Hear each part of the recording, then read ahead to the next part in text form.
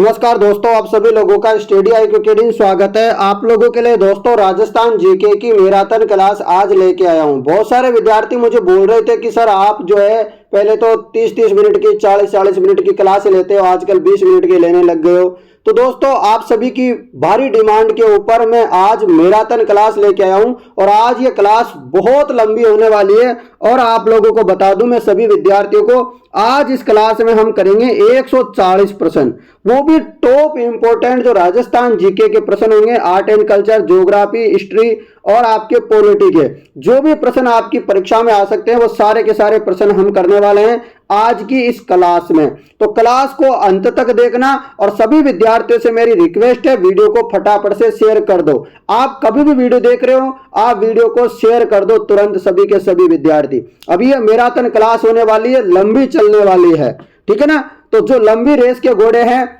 जो पढ़ना चाहते हैं और जो सच में सिलेक्शन लेना चाहते हैं वो क्लास में अंत तक बने रहना, ठीक है ना। वादा करना मेरे से कि आप लोग अंत तक बने रहोगे।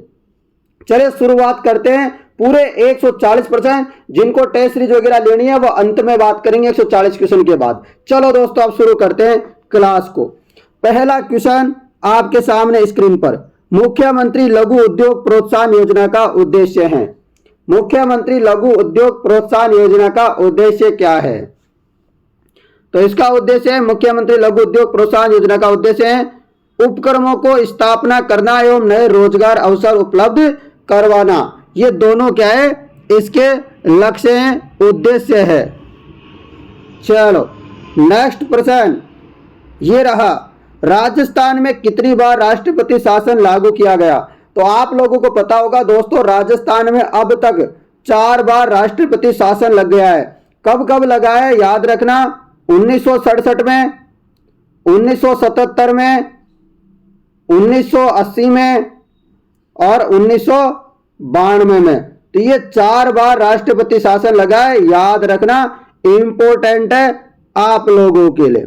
सर्वप्रथम जो राष्ट्रपति शासन लगा था वो दोस्तों लगा था सरदार हुकुम सिंह के कार्यकाल में। प्रथम राष्ट्रपति कौन थे उस समय सरदार हुकुम सिंह थे, ठीक है। राष्ट्रपति कौन थे? सरदार हुकुम सिंह, याद रखना। उस समय पूर्ण बहुमत नहीं मिला था, इसलिए दोस्तों राष्ट्रपति शासन लग गया था। अगला प्रश्न, किसके शासनकाल में किशनगढ़ शैली को स्वतंत्रता प्राप्त हुआ? वेरी वेरी इंपॉर्टेंट क्वेश्चन है आज के सारे अंत तक क्लास देखते रहिए। किसके शासनकाल में किशनगढ़ शैली को स्वतंत्रता प्राप्त हुई? बताओ, किसके शासनकाल में किशनगढ़ शैली को स्वतंत्र प्राप्त हुआ? बताइए।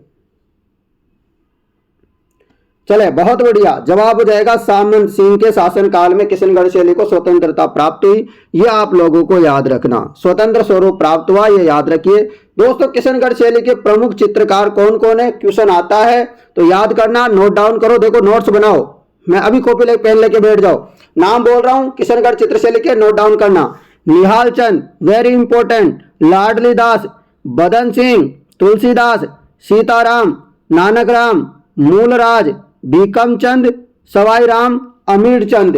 तो ये इतने सारे नाम हैं, वेरी इंपॉर्टेंट है किशनगढ़ चित्रशैली। यहां पर आपको पता है दोस्तों, जो बनी ठनी का चित्र है वो बड़ा फेमस है और इसको राजस्थान की मोनालिसा, भारत की मोनालिसा इसको बोला जाता है। रखोगे याद? चलिएगा अगला प्रश्न, निम्न में से कौन सा राजस्थान का पहला कोयला आधारित विद्युत उत्पादन संयंत्र है? तो कोयला आधारित विद्युत उत्पादन संयंत्र कौन सा है? राजस्थान का पहला बताना है आपको, फर्स्ट, ठीक है ना। पहला कोयला आधारित विद्युत उत्पादन संयंत्र कौन सा है? जवाब हो जाएगा जो कोयला आधारित जो पहला तापीय संयंत्र है वो है कोटा सुपर तापीय ऊर्जा संयंत्र। कौन सा? जो कोटा में, जिसको बोलते हैं थर्मल पावर प्लांट, जो कोटा में है, कोटा सुपर तापीय ऊर्जा संयंत्र, ये कोटा में है, याद रखना, ठीक है ना। यही राजस्थान का पहला कोयला आधारित विद्युत उत्पादन संयंत्र है। अगला प्रश्न, शीला देवी का मंदिर किस किले में अवस्थित है? तो शीतला माता अलग है मित्रों और शीला माता अलग है। वैसे दोनों का मंदिर जयपुर में ही है। शीतला माता पूछे तो उनका मंदिर चाकसू जयपुर में है, जबकि शीला देवी का मंदिर दोस्तों आपके आमेर जयपुर में है। तो कौन से किले में है?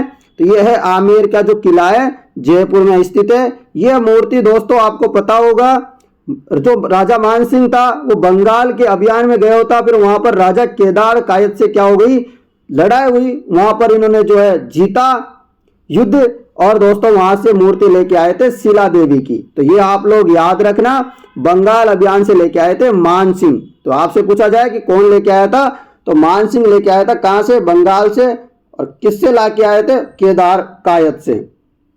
याद रख लोगे इतनी सारी बातें, वेरी इंपॉर्टेंट है। आज ये मंदिर कहां पर है? ये मंदिर अपने जयपुर में है। ठीक है, चलो अगला प्रश्न। राजस्थान में पंचायती राज व्यवस्था का शुभारंभ किस पंचवर्षीय योजना के अंतर्गत किया गया था? राजस्थान में पंचायती राज व्यवस्था का शुभारंभ किस पंचवर्षीय योजना के अंतर्गत किया गया था? कौन सी योजना थी जब पंचायती राज का शुभारंभ हुआ था हमारे राजस्थान में? तो जवाब हो जाएगा द्वितीय पंचवर्षीय योजना थी। कौन सी थी? द्वितीय पंचवर्षीय योजना थी जब शुभारंभ हुआ था। कब? 2 अक्टूबर 1959 को। 2 अक्टूबर 1959 को बगदरी गांव नागौर से इसकी शुरुआत होती है। और कौन करते हैं उद्घाटन? जवाहरलाल नेहरू। तो इतनी भी आप लोग याद रख लेना, इंपॉर्टेंट है यहां से क्वेश्चन। दोस्तों अगला प्रश्न आप लोगों के लिए ये रहा। प्रश्न है, निम्नलिखित में से कौन सा कथन राजस्थान राज्य मानवाधिकार के बारे में सही नहीं है?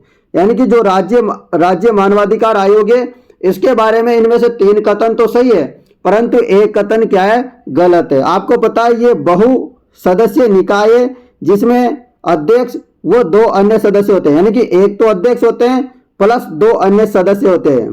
तो आपसे पूछ रहे कुल कितने होते हैं? तो 3 होते हैं। या आपसे पूछे एक अध्यक्ष और कितने सदस्य होते हैं? तो 2 होते हैं। ये भी आप नोट डाउन रखो। अगला है यहाँ पर अध्यक्ष वो अन्य सदस्यों की नियुक्ति गवर्नर मतलब राज्यपाल नियुक्ति करता है। दोस्तों जो राज्य मानवाधिकार आयोग है, इसके अध्यक्ष की भी और इसके सदस्य की भी। आगे बात लिखी हुई है, अन्य सदस्य उच्च न्यायालय अथवा जिला न्यायालय के न्यायाधीश अथवा मजिस्ट्रेट हो अथवा रहे हो। तो कौन कौन बन सकता है राज्य मानवाधिकार आयोग के सदस्य? तो उच्च न्यायालय या फिर जिला न्यायालय जो होते हैं उसके जो न्यायाधीश होते हैं, या फिर मजिस्ट्रेट रहे हो या हैं अभी, वो भी क्या बन सकते हैं? सदस्य बन सकते हैं। परंतु यहाँ पर जो ऑप्शन नंबर ब है ये गलत है। अध्यक्ष उच्चतम, क्या बोला गया यहाँ पर? उच्चतम न्यायालय का सेवानिवृत्त न्यायाधीश होना चाहिए। तो यहाँ पर ये गलत चीज है। क्या है? राज्य मानवाधिकार आयोग का अध्यक्ष सुप्रीम कोर्ट से सेवानिवृत्त जज नहीं होता है, ये होना चाहिए था यहाँ पर। ठीक है ना? तो ये गलत है, तो आप लोग को गलती ढूंढना था। ठीक है ना? चलिएगा, तो जो उच्चतम न्यायालय लिखा हुआ है ये गलत लिखा हुआ है। चलिएगा मित्रों, चलता हूं अगले प्रश्न की तरफ। ये रहा आपके लिए अगला प्रश्न, बहुत ही इंपॉर्टेंट है आज के सारे क्वेश्चन। क्वेश्चन है, वर्तमान राजस्थान में नगर निगमों की संख्या कितनी है? तो वर्तमान में नगर निगमों की संख्या कितनी है?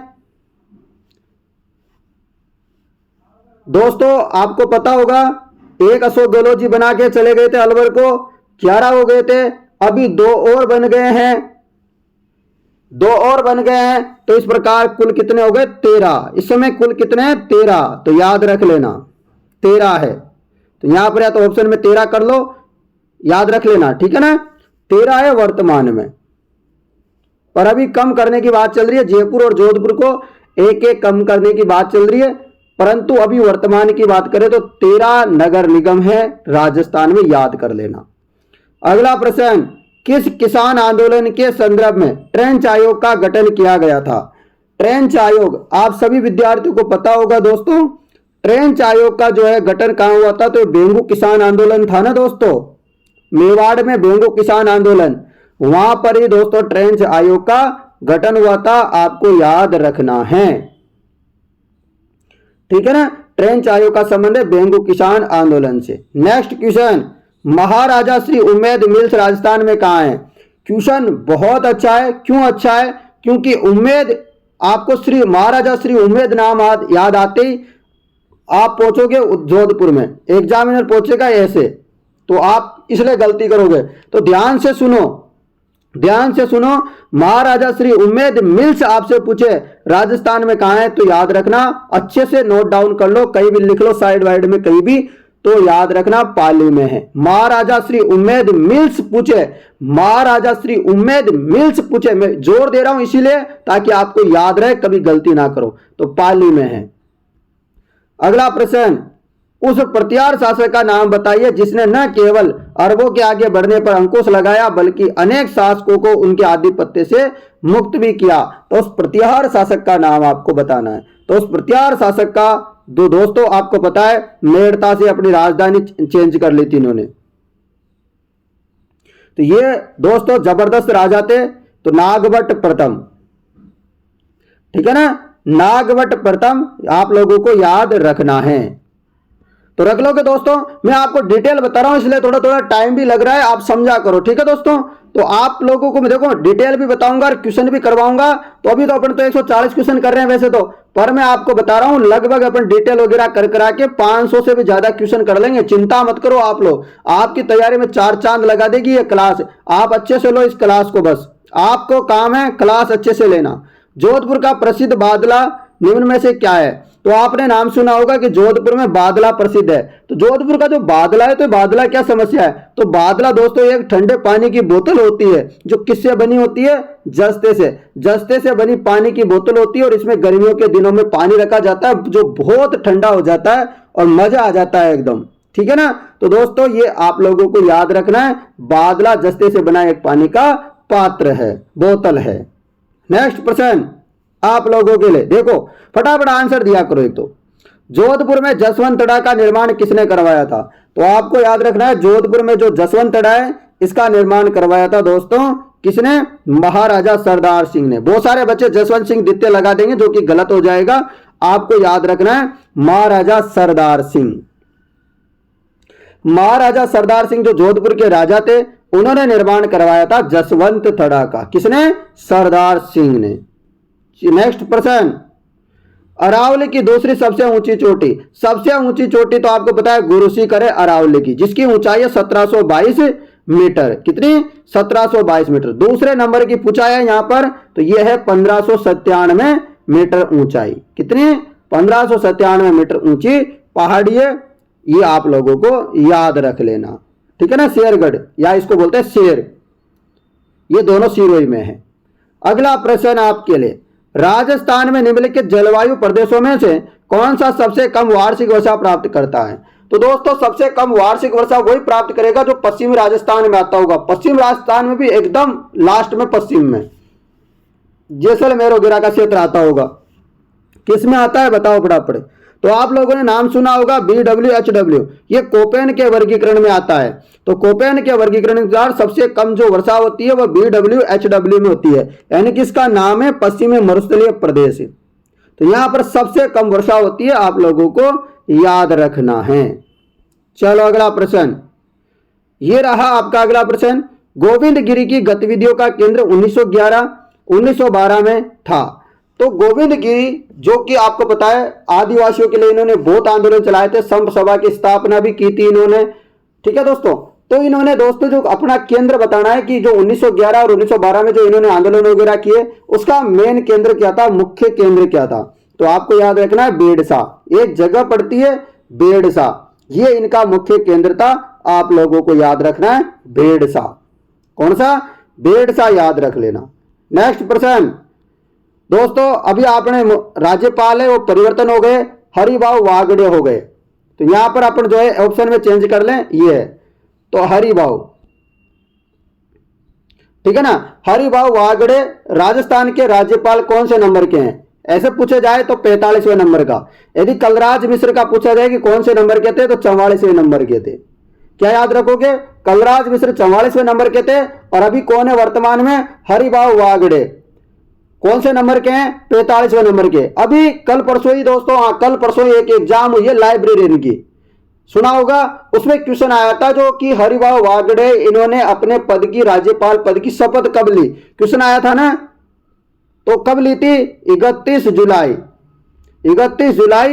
2024 में शपथ ली थी हरिभाऊ वागड़े ने। आप लोगों को याद कर लेना, नोट डाउन कर लेना। और कलराज मिश्र ने इस्तीफा दिया था इस दिन। ये क्वेश्चन आ रहा है और कौन से नंबर के थे ये भी क्वेश्चन आएगा आपकी परीक्षा में, नोट कर लो। 45वें नंबर के राज्यपाल है हरिभाऊ बागड़े। और कहां से संबंध है इनका? महाराष्ट्र से इनका संबंध है, ये भी आप लोग याद रखना। इनको शपथ किसने दिलाई थी हरिभाऊ बागड़े को? तो एमएम श्रीवास्तव। कौन? एमएम श्रीवास्तव है, जो हमारे हाई कोर्ट के क्या है? चीफ जस्टिस है। चीफ जस्टिस है हमारे राजस्थान के हाई कोर्ट के, ये भी आप लोग याद रखना, एमएम श्रीवास्तव। रख लोगे याद? बहुत बढ़िया। मुझे आप लोगों के ऊपर पूरा विश्वास है और मुझे गर्व है कि मेरे स्टूडेंट याद कर लेंगे और बहुत दोस्तों अच्छे लेवल पे जाएंगे सारे के सारे। अभी आप चतुर्थ श्रेणी कर्मचारी की तैयारी करो, उसके बाद और अच्छी तैयारी कर लेना, चिंता मत करो, ठीक है ना दोस्तों। मैं आप लोगों को फ्री में तैयारी करवा रहा हूं, बस इसका एक मकसद है, मुझे आप सब लोगों की जॉब चाहिए और आप दिल से पढ़ाई करते हो, इसलिए मैं आप लोगों को पढ़ा रहा हूं। वीडियो को शेयर करने में कंजूसी मत करना। आज आप लोगों के लिए बहुत ज्यादा मेहनत करने वाला हूं मैं आज। राज्य मानवाधिकार आयोग अपना वार्षिक प्रतिवेदन प्रस्तुत करता है। जो राज्य मानवाधिकार आयोग होता है ये अपना वार्षिक प्रतिवेदन है, ये किसको प्रस्तुत करता है? इसकी नियुक्ति तो कौन करते हैं? राज्य मानवाधिकार आयोग के अध्यक्ष और सदस्य की, वो राज्यपाल करता है। और ये प्रतिवेदन किसको देते हैं, आप ये बताओ मुझे फटाफट। तो ये थोड़ा सा इसमें सिस्टम अलग है। वैसे तो राज्य जिसकी नियुक्ति जो करता है उसी को प्रतिवेदन देते हैं, परंतु जो राज्य मानवाधिकार आयोग होता है ना, ये राज्य सरकार को क्या देता है? अपना वार्षिक प्रतिवेदन देता है। परंतु कुछ अधिकतर मामलों में ऐसा होता है कि जो नियुक्ति करता है उसी को प्रतिवेदन दिया जाता है, यानी जैसे राज्यपाल नियुक्त करता है तो राज्यपाल को ही देते हैं। परंतु यहाँ पर थोड़ा सा उल्टा है, इसलिए थोड़ा सा याद रखना कि राज्य मानवाधिकार आयोग में जो वार्षिक प्रतिवेदन दिया जाता है ना, वो दिया जाता है राज्य सरकार को। किसको? राज्य सरकार को प्रतिवेदन प्रस्तुत किया जाता है। अगला प्रश्न आप लोगों के लिए यह रहा, राजस्थान में लोकायुक्त का पद कब सर्जित हुआ था? तो राजस्थान में जो लोकायुक्त का पद है वो 1973 में आया था। और राजस्थान के प्रथम लोकायुक्त कौन थे? कौन थे? आर.डी. दुआ। क्वेश्चन आ रखा है कम से कम कहीं 100 बार क्वेश्चन आ रखा है। राजस्थान के प्रथम राज्यपाल आर.डी. दुआ। राजस्थान के प्रथम उप लोकायुक्त के.पी.यू. मेनन। राजस्थान के पहले और अंतिम जो उप लोकायुक्त थे वो के.पी.यू. मेनन थे, आप लोगों को याद रखना है। उसके अलावा दूसरी बात याद रखनी है, वर्तमान में राजस्थान के लोकायुक्त कौन है? तो प्रताप कृष्ण लोहरा है। कौन है वर्तमान में राजस्थान के लोकायुक्त? प्रताप कृष्ण लोहरा है। ये बात भी आप नोट डाउन कर लेना, इंपॉर्टेंट है। लोकायुक्त का पद 1973 में सर्जित किया गया था, याद रख लीजिएगा, ठीक है ना। लोकायुक्त किस किस को जांच नहीं कर सकता है, इसके दायरे में कौन नहीं आता है, आपको यह भी याद रखना है। जैसे मुख्यमंत्री इसके दायरे में नहीं आता है, सचिवालय के जितने भी कर्मचारी है वो इसके दायरे में नहीं आते, ये तो आप नोट डाउन करके रख लो। अगला प्रश्न, राजस्थान के हेमांग जायसवाल के खिलाड़ी है। तो राजस्थान के जो हेमांग जायसवाल है, जो अपने जायसवाल जो क्रिकेट खेलता है उसकी बात नहीं कर रहा हूं मैं, जो क्रिकेट खेलता है ना राजस्थान टीम से, राजस्थान रॉयल्स से, उस जायसवाल की बात नहीं कर रहा हूं। यह है हेमांग जायसवाल। इनका संबंध है जूडो से। किससे संबंधित है? जूडो खेल से संबंधित है हेमांग जायसवाल का। अगला प्रश्न, निम्नलिखित में से किस एक अभिकरण ने कालीबंगा के उत्खनन कार्य पर उत्तरदायित्व संभाला है? बताओ। तो एक अभिकरण है जो कालीबंगा उत्खनन के बारे में उत्तरदायित्व संभाला था, वो कौन है? तो ये आपको याद रखना है कि कालीबंगा का उत्खनन किया था किसके निर्देशन में? भारतीय पुरातत्व सर्वेक्षण नई दिल्ली। भारतीय पुरातत्व सर्वेक्षण नई दिल्ली के द्वारा। तो यह आप लोग याद रखना, इंपॉर्टेंट है आप सभी के सभी विद्यार्थियों के लिए, बहुत ही इंपॉर्टेंट है। और कालीबंगा सभ्यता कौन से जिले में है? तो हनुमानगढ़ में। कहां पर है? हनुमानगढ़ में। कौन सी नदी के किनारे? घग्गर नदी के किनारे, ठीक है। चलो, राजस्थान के निम्न में से किस जिले को राजस्थान नगरीय आधारभूत विकास परियोजना के प्रथम चरण में सम्मिलित नहीं किया है? बताओ। राजस्थान के निम्न में से किस जिले को राजस्थान नगरीय आधारभूत विकास परियोजना के प्रथम चरण में सम्मिलित नहीं किया है? बताओ। बहुत अच्छे क्वेश्चन है। अलवर को सम्मिलित नहीं किया है, जबकि कोटा, उदयपुर, बीकानेर को सम्मिलित किया था राजस्थान नगरीय आधारभूत विकास परियोजना के प्रथम चरण में। को अलवर को नहीं किया था। अगला प्रश्न है, तारकसी के आभूषण यानी कि जो जेवर होते हैं आभूषण तारकसी के, वह किस स्थान पर प्रसिद्ध है? तारकसी के आभूषण किस स्थान पर प्रसिद्ध है? तो याद रखना, नाथ द्वारा। और नाथ द्वारा कहां पर पड़ता है? राजसमंद में। कहां पर? राजसमंद में, ठीक है ना। रख लोगे याद। तारकसी के आभूषण कहां के प्रसिद्ध है? तो ये दोस्तों राजसमंद के प्रसिद्ध है, रासमन नाथ द्वारा। अगला प्रश्न, मालपुरा करौली का मैदान किसका बाग है? मालपुरा करौली का मैदान, बहुत बार परीक्षा में यह क्वेश्चन आ रखा है कि मालपुरा करौली का मैदान बाग है, किसका बाग है? तो बनास बेसिन का। मालपुरा करौली का जो मैदान है वो किसका बाग है दोस्तों? बनास बेसिन का बाग है, याद रखिएगा। चलो अगला प्रश्न ये रहा, राजस्थान में सूखा संभावित क्षेत्र कार्यक्रम का संबंध किस गतिविधि से नहीं है? जो सूखा संभावित क्षेत्र कार्यक्रम राजस्थान में चल रहा था उसका संबंध किससे नहीं है? तो आपको याद रखना है, मिट्टी और नमी का संरक्षण करना यह सूखा संभावित कार्यक्रम से संबंधित है। जल संसाधनों का विकास करना यह भी सूखा संभावित कार्यक्रम का संबंध है। वृक्षारोपण करना यह भी संबंध है। परंतु सूखा संभावित कार्यक्रम का संबंध कोई गरीबी वगैरह निवारण वगैरह का कोई सिस्टम नहीं है, आप लोगों को याद रखना है। इनको गरीबी वरीबी से कोई मतलब नहीं है। दोस्तों अपन ने कर लिए 25 क्वेश्चन अब तक। चलो नेक्स्ट प्रश्न में, राजस्थान के किस संप्रदाय के लोक पुरुषों द्वारा अग्नि नृत्य किया जाता है? तो दोस्तों आपने सुना होगा बीकानेर जिले में दोस्तों अग्नि नृत्य किया जाता है, किसके द्वारा? जसनाती संप्रदाय के सिद्धों द्वारा। जसनाती जो संप्रदाय है इसके जो सिद्ध होते हैं, जो साधु होते हैं, उनके द्वारा दोस्तों अग्नि नृत्य किया जाता है। और इसके प्रवर्तक कौन है? जसनाती संप्रदाय किसने चलाया था? संत जसनाथ जी ने। तो ये भी आप लोगों को याद रखना कि यहाँ पर जो है नृत्य किया जाता है आग के अंगारों पे चल चल करके, जो यहाँ इसके साधु होते हैं उनके द्वारा। चलो अगला प्रश्न, राजस्थान का प्रसिद्ध पुष्कर मेला हिंदू पंचांग के अनुसार किस माह में लगता है? तो आपने सुना होगा कि जो है पुष्कर अजमेर में एक मेला लगता है, कब लगता है? तो कार्तिक पूर्णिमा को लगता है। कब लगता है? कार्तिक पूर्णिमा को मेला लगता है, याद रखना। हिंदू पंचांग के अनुसार पुष्कर का कार्तिक पूर्णिमा के अंदर राजस्थान में 3 मेले लगते हैं, और जिनमें से 2 मेलों में दीपदान का महत्व है। जैसे एक तो अपने पुष्कर में दीपदान का महत्व है, और एक अपने कायलाना बीकानेर में एक मेला बढ़ता है। कायलाना जो झील है बीकानेर में, वहां पर मेला बढ़ता है, वहां पर दीपदान का महत्व है, वो भी कार्तिक पूर्णिमा को बढ़ता है। एक मेला अपने बढ़ता है झालरा पाटन में। कहां पर? झालरा पाटन में एक मेला बढ़ता है, वो प्रसिद्ध है दोस्तों इसी के लिए।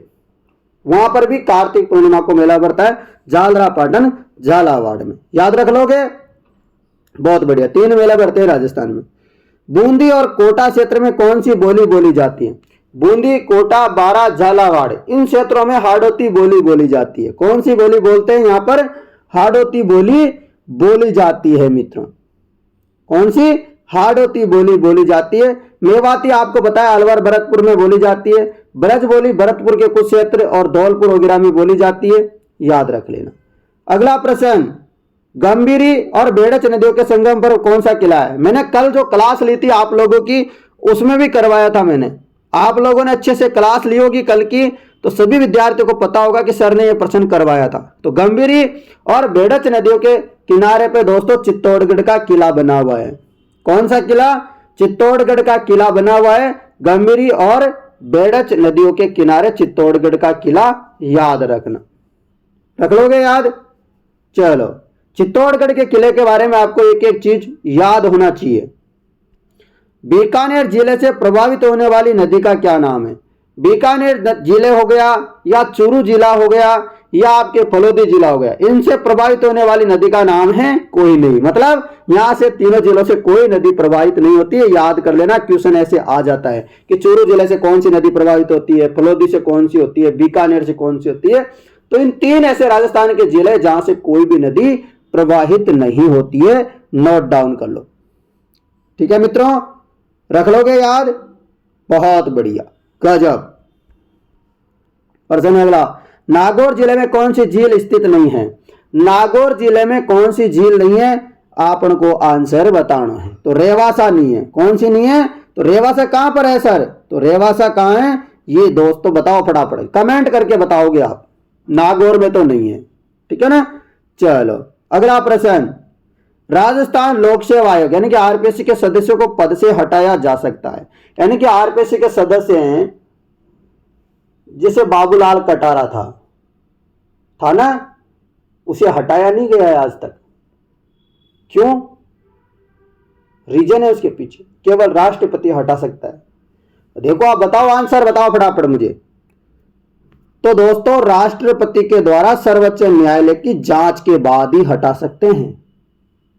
चाहे पेपर लीक में लिप्त हो जाए, कुछ भी हो जाए, उसके ऊपर कितना बड़ा आरोप लग जाए, ये तभी हटाया जा सकता है दोस्तों।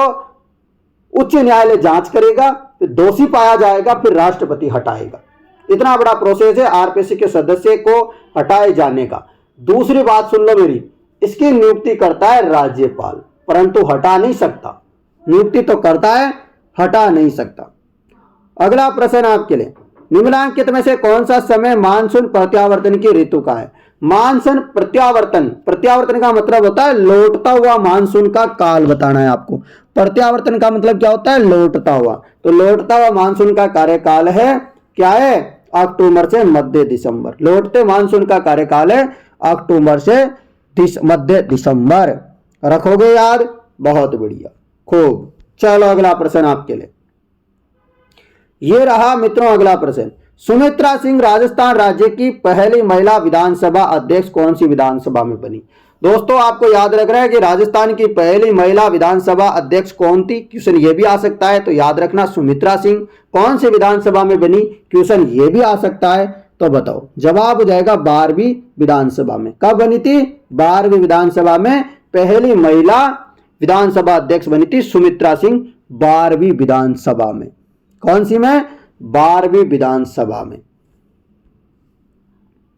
विधानसभा अध्यक्ष, स्पीकर। निम्नलिखित में से कौन 1946 से भारत की संविधान निर्माती सभा में राजस्थान के प्रतिनिधि के रूप में मनोनीत किए गए? तो कौन मनोनीत किए गए थे बताओ? हीरालाल शास्त्री, जो राजस्थान के प्रथम मुख्यमंत्री भी थे। मनोनीत राजस्थान के प्रथम मुख्यमंत्री भी थे हीरालाल शास्त्री। यही दोस्तों आपको याद रखना है। इनको 1946 में जो भारत निर्माती जो सभा थी उसके प्रतिनिधित्व के रूप में मनोनीत किया गया था। चलो अगला प्रश्न। प्रश्न है, मरुस्थलीय विकास कार्यक्रम किस वर्ष में चालू किया गया था? मरुस्थलीय विकास कार्यक्रम किस वर्ष में चालू किया गया था? तो मरुस्थलीय विकास कार्यक्रम बहुत बार क्वेश्चन आ चुका है, कम से कम 20-50 एग्जामों में तो क्वेश्चन आ गया है। 1977 से 80 मरुस्थलीय विकास कार्यक्रम दिख जाए 1977-80 कर देना। क्वेश्चन ऐसा का ऐसा ही हजारों बार पूछा जाता है, रट्टा मार लो। मैं बता रहा हूं क्वेश्चन बहुत बहुत इंपॉर्टेंट है। ये क्वेश्चन तो उन बच्चों को भी आता होगा जो रिंग रोड में चढ़ करके अजमेर के रास्ते कभी बाइक लेके कभी 4 व्हीलर लेके गए होंगे। तो रिको ने महिंद्रा ग्रुप के सहयोग से राजस्थान में कहां बहु उत्पादन सेज स्थापित किया था? तो महिंद्रा ग्रुप का नाम बड़े बड़े अक्षरों में लिखा हुआ है। आप रिंग रोड जो जयपुर में लिखा हुआ है इसमें निकल के कभी अजमेर गए होंगे। तो कहां पर पड़ता है? इसका मतलब मैंने बात बताई जयपुर रिंग रोड की, तो फिर जयपुर में होना चाहिए कि नहीं होना चाहिए? बिल्कुल, तो जयपुर में है। अगला प्रश्न मित्रों आपके लिए, वृहत राजस्थान का राज प्रमुख किसे नियुक्त किया गया? वृहत राजस्थान के दोस्तों मुख्यमंत्री तो बनाया था किसको? हीरालाल शास्त्री को। किसको बनाया था? हीरालाल शास्त्री को बनाया था मुख्यमंत्री, तो मतलब प्रधानमंत्री। तो राज प्रमुख किसे बनाया था? क्वेश्चन ये पूछा जाता है। तो राज प्रमुख बनाया था महाराजा सवाई मानसिंह को। किसको? महाराजा सवाई मानसिंह को राज प्रमुख। महाराज प्रमुख पूछ ले यदि आप लोगों से, महाराज प्रमुख, तो महाराज प्रमुख बनाया गया था मेवाड़ के महाराजा भूपाल सिंह को। याद कर लेना, इंपॉर्टेंट है, हर बात मैं आप लोगों को बार बार बताऊं। इसका उद्घाटन कब किया था? 30 मार्च 1949 को। किसने किया था सर? चौथा चरण था, ये पहले बता देता हूं। उद्घाटन किसने किया था? तो वल्लभ भाई पटेल ने। किसने? वल्लभ भाई पटेल जी ने उद्घाटन किया था 30 मार्च 1949 को। वृहत राजस्थान यानी कि जयपुर वाला जो बड़ी बड़ी रियासतें मिला ली थी उनका। रख लोगे याद? पूरी डिटेल बता दी, क्वेश्चन बाहर नहीं जाएगा। निम्नलिखित में से कौन सा लोक देवता सांपों से भी संबंधित है? तो सांपों से संबंधित लोक देवता कौन से हैं? सांपों से संबंधित लोक देवता है गोगा जी। सांपों से संबंधित लोक देवता कौन से? गोगा जी है, याद रखना। दोस्तों गोगा जी का थान कहां होता है? ये भी क्वेश्चन आता है। तो गोगा जी का जो थान होता है ना, खेजड़ी के नीचे होता है। कहां पर होता है? खेजड़ी के वृक्ष के नीचे होता है। चलो अगला प्रश्न। निम्नलिखित में से किस वाद्य यंत्र को भेरी किस नाम से जानते हैं? भेरी भी कहा जाता है। कौन सा ऐसे वाद्य यंत्र है जिसे भेरी के नाम से भी जानते हैं? तो भेरी के नाम से भी जाना जाता है जो बुंगल वाद्य यंत्र होता है ना, इसे भेरी भी कहते हैं। और एक किस प्रकार का वाद्य यंत्र होता है? तो ये होता है दोस्तों सुशीर प्रकार का। किस टाइप का? सुशिर वाद्य यंत्र, यानी कि सुशिर वाद्य यंत्र वो वाद्य यंत्र होता है जिसे फूंक के साथ बजाया जाता है। और भेरी वाद्य यंत्र यानी कि भूंगल वाद्य यंत्र, इसको बजाते कहाँ है? जो सगड़ा खानदानी वाद्य यंत्र है। किसका वाद्य यंत्र है? जो सगड़ा जाति के जो है उसका खानदानी वाद्य यंत्र है, याद रखना, भेरी यानी कि भूंगल। अगला प्रश्न, विश्वास स्वरूपम की प्रतिमा है। विश्वास स्वरूपम की प्रतिमाएं क्या है? विश्वास स्वरूपम की प्रतिमाएं भगवान शिव। विश्वास स्वरूपम की प्रतिमा किसके समर्पित है? भगवान शिव को, भगवान भोले बाबा को। अगला प्रश्न, ब्लू पोट्री जयपुर से संबंधित शिल्पकार का नाम। पूछा जाता है आपसे क्वेश्चन कि ब्लू पोट्री का संबंध कहां से है, तो जयपुर से। आपसे पूछ रहे ब्लैक पोट्री का संबंध कहां से? कोटा से। यदि कोटा ऑप्शन में नहीं हो तो सर, क्योंकि ऐसा क्वेश्चन आ रखा है एक बार, वैसे कोटा के प्रसिद्ध है परंतु ऑप्शन में कोटा था ही नहीं, तो लगाना आपको है फिर सवाई माधोपुर। ब्लू पोट्री का संबंध कहां से? जयपुर से। इसके शिल्पकार कौन थे? क्वेश्चन आ रखा है, तो याद रखना राजेश घोता। राजेश घोता याद रखोगे, क्या नाम याद रखोगे? अच्छा क्वेश्चन है, क्योंकि ऐसा क्वेश्चन बहुत कम पूछा जाता है, इसलिए आपको याद रखना है। शिल्पकार का नाम बहुत लोगों को पता नहीं, यदि आप एक भी क्वेश्चन और लोगों को नहीं आता वो आप करोगे तो आपका जो है सिलेक्शन होने के चांस ज्यादा रहेंगे, समझ गए? तो आपको बेस्ट पढ़ना है और से भी। ब्लू पोट्री जयपुर का संबंध है राजेश घोता से।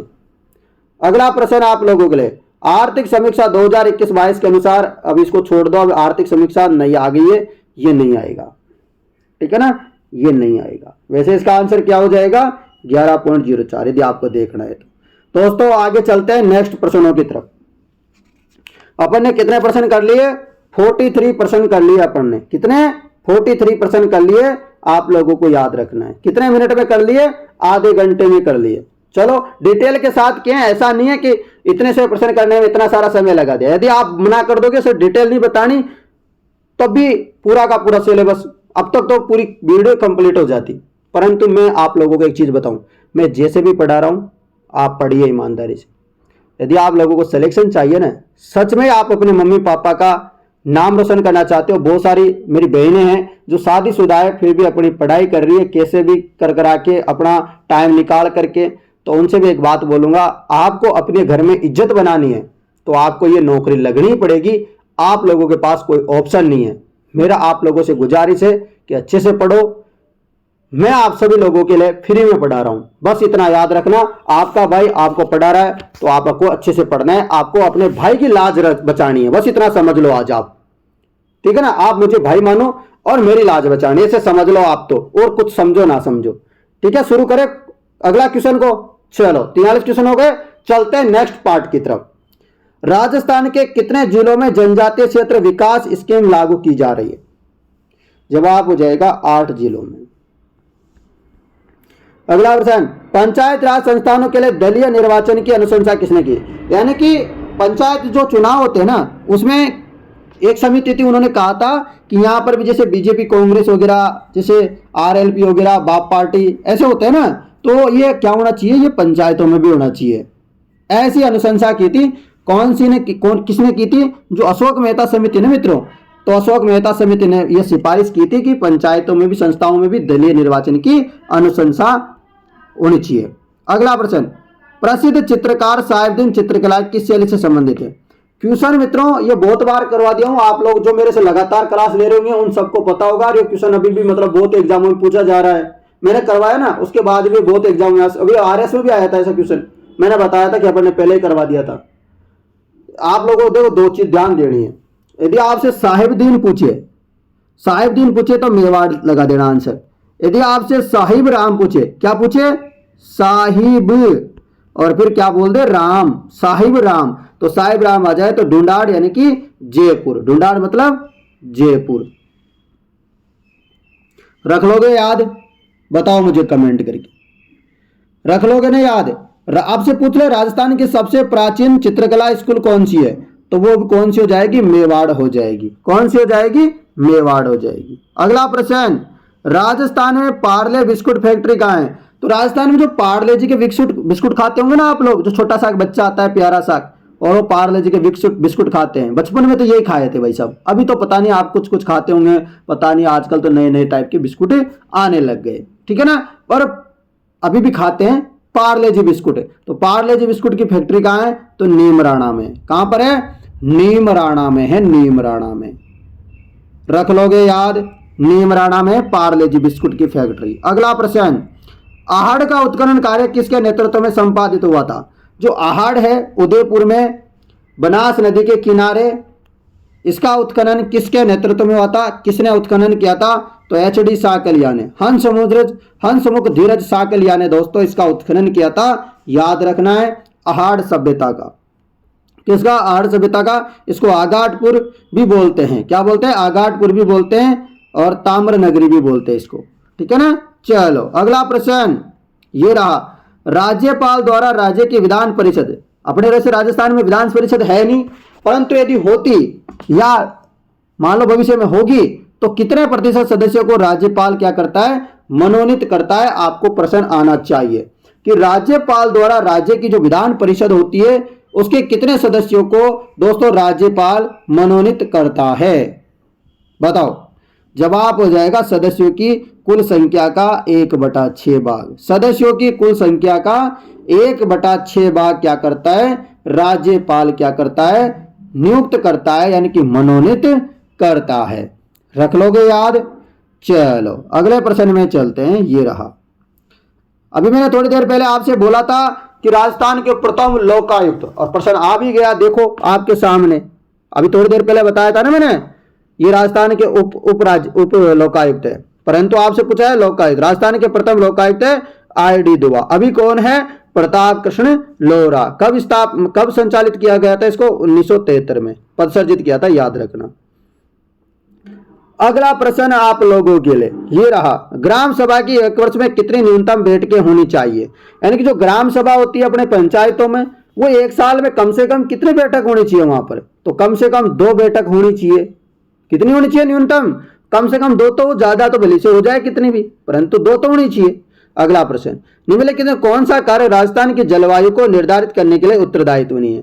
यानी कि जो राजस्थान की जलवायु है ना, उसको जलवायु को जो निर्धारण करने का उत्तरदायी, इनमें से एक कारण नहीं है, वो आपको बताना है। देखो जैसे तापमान भी अपनी जलवायु को निर्धारित करने का कारक है। समुद्र से अपनी दूरी भी ज्यादा है, तापमान भी ज्यादा ऊपर नीचे होता रहता है अपने राजस्थान में। समुद्र से दूरी ये भी संभावित है। यहाँ पर जो पौने है वो भी है समस्या है, परंतु वर्षों का जो समान वितरण है, समान वितरण है क्या राजस्थान में वर्षा का? अरे नहीं, यहाँ तो भाई साहब असमान वितरण है। क्या है? असमान वितरण है, याद रखना। अगला प्रश्न है, राजस्थान शुभ शक्ति योजना का लाभान्वित समूह कौन सा है? राजस्थान शुभ शक्ति योजना का लाभान्वित समूह कौन सा है? जवाब हो जाएगा श्रमिक परिवार की लड़कियां व महिलाएं। क्वेश्चन इंपॉर्टेंट है। शुभ शक्ति योजना का लाभान्वित किसको मिलता है? जो श्रमिक परिवार की लड़कियां होती है, महिला होती है, उनको।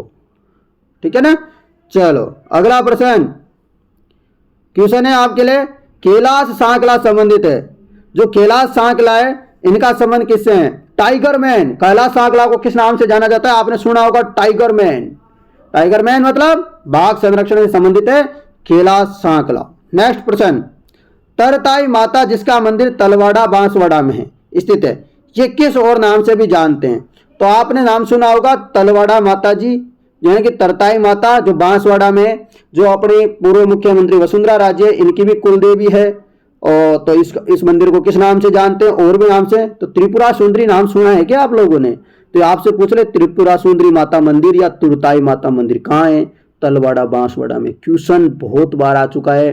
तिलवाड़ा भी लिखा होता है तो तिलवाड़ा मत लगा देना, तिलवाड़ा बाड़मेर में, तलवाड़ा बांसवाड़ा में। कंफ्यूजन मत कर जाना। मैं फिर बता रहा हूं, तिलवाड़ा आ जाए तिलवाड़ा मत लगाना, तलवाड़ा लगाना है। क्या लगाना है? तलवाड़ा लगाना है, तिलवाड़ा नहीं लगाना है। सुन लिया आप लोगों ने? बहुत बढ़िया, नोट डाउन करो। जो कंफ्यूजन होते हैं वहां मैं बता दिया करता हूं। क्वेश्चन है, मनरेगा के अंतर्गत न्यूनतम दिनों का रोजगार प्रदान किया जाता है। जो मनरेगा होता है जो गांव में चलता है उसको बोलते हैं मनरेगा। जो पंचायतों में चलती है ना मनरेगा, तो कितने दिन की होती है? न्यूनतम 100 दिन की होती है। परंतु अपने अशोक गहलोत जी थे, अच्छे भले आदमी थे, 25 दिन और बढ़ा गए। वो बढ़ाए कैसे? आप 100 दिन कर लोगे तो फिर 25 दिन और ले लेंगे, आप रोजगार मांगोगे तो। समझ गए? ऐसा है उसमें मामला, ऐसा नहीं है जबरदस्ती दे देंगे आपको। निम्नलिखित में से कौन सा एक युग्म गलत सुमेलित है? कौन सा युग्म है जो गलत सुमेलित है? तो आपको याद रखना है, जैसे आपको राम स्नेह संप्रदाय, यहां पर सारी सारी शाखा किसकी दे रखी है, राम स्नेह संप्रदाय की दे रखी है। राम स्नेह संप्रदाय की कितनी शाखा थी, 4 शाखा थी। कितनी शाखा थी सर, 4 शाखा थी। जैसे याद रखो रेण, रेण कहां पर पड़ता है, रेण मेड़ता, इसके प्रवर्तक कौन थे, रेण शाखा के संत दरियाव जी। इनकी मुख्य शाखा कौन सी थी, तो शाहपुरा जो भीलवाड़ा है ना, वो इनकी मुख्य शाखा है। तो यहाँ पर दोस्तों रामचरण जी इसके प्रवर्तक थे। आपको पता है शाहपुरा में फूल डोल मेला भी लगता है, वो रामचरण संप्रदाय का ही प्रमुख मेला लगता है। उसके अलावा आप लोगों को याद होगा खेड़ापा, खेड़ापा जगह पड़ती है अपने जोधपुर में। इसके प्रवर्तक कौन है, इसके प्रवर्तक है रामदास जी। क्या कौन है, रामदास जी। परंतु जो सिंहतल पड़ता है, सिंहतल पड़ता है कहां, बीकानेर में, इसके हरिवंश जी नहीं है मित्रों। नाम तो हरि से ही शुरू होता है, परंतु हरिवंश जी नहीं, कंफ्यूजन करने के लिए हरिवंश जी लिख दिया। सर सिंहतल जो बीकानेर में पड़ती है, इसके प्रवर्तक कौन है, तो प्रवर्तक मैं बता देता हूं, हरि रामदास जी। हरि रामदास जी, क्या नाम है, हरि रामदास जी। ये रामदास जी के शिष्य हैं। रामदास जी के गुरु कौन है, हरि रामदास जी। ठीक है, मेन शाखा इनकी मेन पीठ कहां पर है, शाहपुरा भीलवाड़ा में रामचरण जी जिन्होंने बनाई थी। 4 शाखाएं पूछा जाता है, कौन कौन सी है, राम संप्रदाय की शाखा। तो रेण, शाहपुरा, खेड़ापा, सिंहतल। सिंहतल के प्रवर्तक कौन है, हरि रामदास जी। खेड़ापा के रामदास जी, रेण के दरियाव जी, शाहपुरा के सबको पता होगा रामचरण जी। ठीक है ना, आ गया समझ में। कोई समस्या हो तो कमेंट कर दीजिएगा मुझे। अगला प्रश्न, अमर काव्य वंशावली के लेखक कौन है। अमर काव्य वंशावली के लेखक कौन है, अमर काव्य वंशावली के लेखक है रणछोड़ भट्ट। कौन सा भट्ट, रणछोड़ भट्ट अमर वंशावली के लेखक है रणछोड़ भट्ट। अगला प्रश्न, गोगा जी का जन्म स्थान मैं आपको बहुत बार करवा चुका हूं। गोगा जी जो आपको बताया सांप के देवता के नाम से भी जाने जाते हैं, और आपको बताया इनका थान जो होता है वो खेजड़ी के वृक्ष के नीचे होता है। तो तीसरी बात है, गोगा जी का जन्म कहां हुआ था, तो गोगा जी का जन्म हुआ था ददरेवा। ददरेवा कहां पर पड़ता है मित्रों, चूरू में। कहां पर पड़ता है, ददरेवा चूरू में गोगा जी का जन्म हुआ था, याद रखिएगा। चलो अगला प्रश्न, और अच्छा प्रश्न है, बहुत बार आ रखा है ये भी, ये तो लगभग आता ही रहता है हर एग्जाम में। मैं जो प्रश्न करवा रहा हूं ना, इतने इंपॉर्टेंट है। आप लोग यदि अभी एग्जाम होगा ना आपका 2-4 दिन बाद, जेएन का होगा, आपको 22 तारीख को पता होगा जेएन का एग्जाम है। 22 तारीख को जो जेएन का एग्जाम होगा ना, 40 प्रश्न आते हैं उसमें। आप एक बार मिला लेना, ये वीडियो ले लेना आज की मैराथन। मैं बता रहा हूं यहां से क्वेश्चन हुबहू आएंगे। चैलेंज दे रहा हूं, चैलेंज, यहां से क्वेश्चन आएगा। राजस्थान जेएन का भी वो 22 तारीख को पेपर होने जा रहा है ना, क्वेश्चन यहां से आएगा।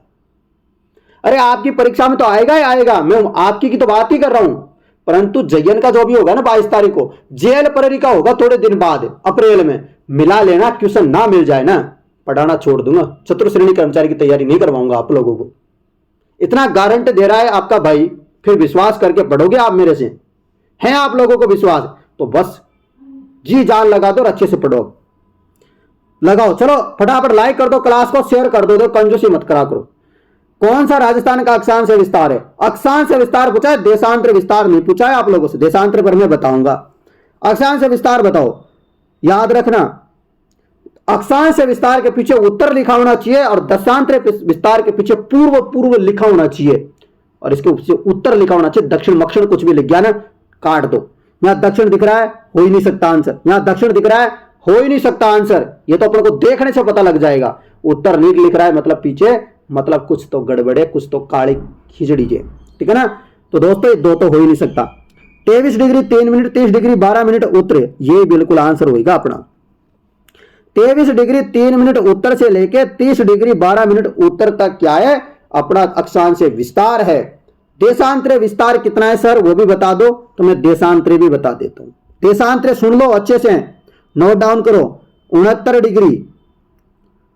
डिग्री 30 मिनट, क्या मैं क्या लिख रहा हूं, पूर्वी। फिर लिख रहा हूं मैं से लेकर के 78 डिग्री 17 मिनट, क्या मिनट को ऐसे लिखते हैं, पूर्वी देशांतर। पूर्वी देशांतर ये क्या है, देशांतर विस्तार है अपने राजस्थान का। 69 डिग्री 30 मिनट से लेकर 30 डिग्री पूर्वी देशांतर से लेकर 78 डिग्री 17 मिनट पूर्वी देशांतर। ऐसे बोला करो, ऐसे बोल बोल के याद किया करो। चलो अब चलते हैं अगले प्रश्न में। मजा आ रहा है कि नहीं? बताओ कमेंट। माही कंचन और माही धवल किस फसल की किस्म है? आप लोगों ने देखा होगा, कल एक पेपर हुआ था, कल परसों हुआ था लाइब्रेरी, उसमें आया था सोनालिका क्या है, चंबल 25 क्या है, ऐसा क्वेश्चन आया था ना। चंबल, सोनालिका क्या है? ये गेहूं की किस्में है। वो क्या है? गेहूं की किस्में।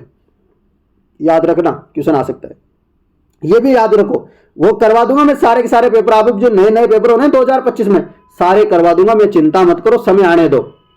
माही कंचन, माही धवल किस फसल की किस्म है बताओ?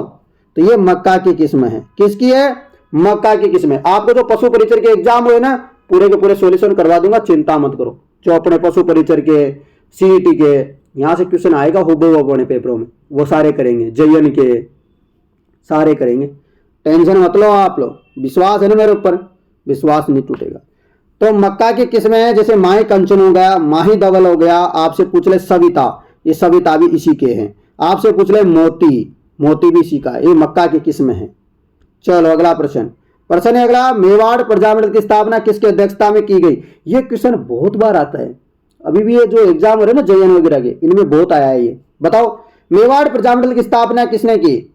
मेवाड़ प्रजामंडल मतलब जो दूसरा चरण था उसी की बात कर रहा हूं मैं। दूसरा चरण मेवाड़ प्रजामंडल की स्थापना 1900 सॉरी ये नहीं, वो एकीकरण का मामला है, सॉरी। चलो बताओ मेवाड़ प्रजामंडल की स्थापना, प्रजामंडल की बात है ये, 1938 में किसने की थी? अध्यक्षता की बात चल रही है यहां पर, जो मेवाड़ प्रजामंडल की उसकी अध्यक्षता किसने की थी बताओ? अध्यक्षता की थी बलवंत सिंह ने।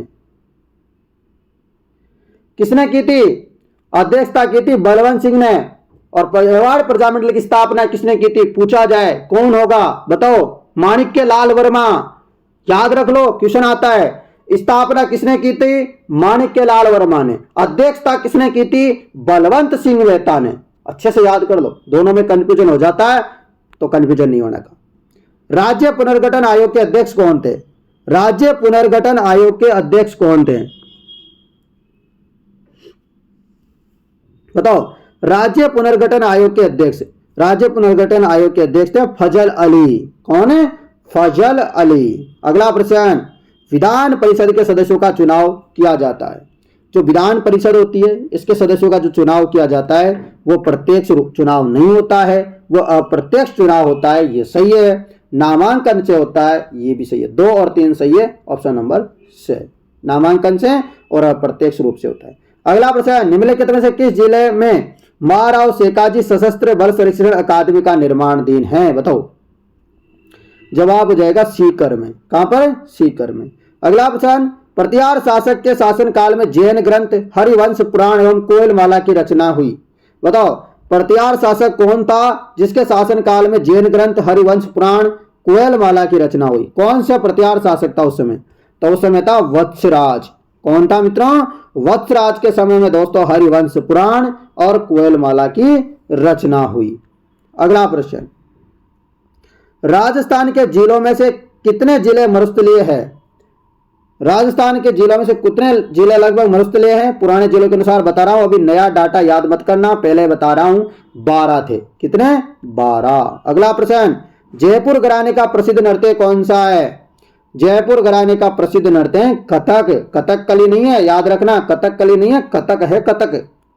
जयपुर घराने का प्रसिद्ध नृत्य है कथक। जिसके प्रवर्तक कौन थे? ये भी क्वेश्चन आ रखा है बहुत बार, भानुजी। कौन थे? कथक नृत्य के जो जयपुर घराने इसके प्रवर्तक थे भानुजी महाराज। कौन थे? भानुजी। किसके? कथक के। अगला प्रश्न, निम्नलिखित कौन सी आग्नेय चट्टानें जालौर में पाई जाती है? तो आपको याद रखना है कि जालौर में कौन सी चट्टानें पाई जाती है। तो जालौर में पाई जाती है एक तो ग्रेनाइट और एक आपके पाई जाती है रायोलाइट। गेब्रो नहीं पाई जाती, बेसाल्ट नहीं पाई जाती। तो 2 और 3 आपका क्या हो जाएगा? सही जवाब होगा। जालौर में मिलता है ग्रेनाइट और रायोलाइट। नेक्स्ट प्रश्न, प्रश्न है ग्रामीण क्षेत्र, ग्रामीण गैर कृषि विकास प्राधिकरण यानी कि रूडा का क्या कार्य है? रूडा का कार्य गैर कृषि क्षेत्र का विकास करना। जो गैर कृषि क्षेत्र है उसका विकास करने का काम है रूडा का, यानी कि ग्रामीण गैर कृषि विकास प्राधिकरण का।